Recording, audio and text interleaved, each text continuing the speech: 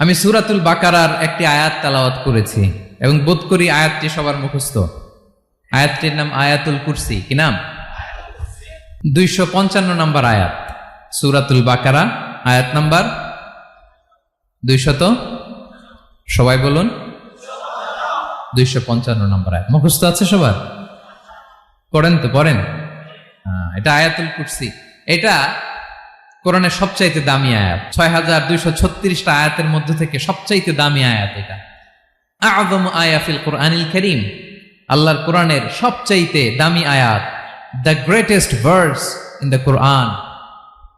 উবাই ইবনে কাব রাদিয়াল্লাহু তাআলা আনহুকে বিষ্ণু সাল্লাল্লাহু আলাইহি ওয়াসাল্লাম জিজ্ঞেস করলেন, উবাই বলো তো কোরআনের কোন আয়াতটা সবচেয়ে সেরা?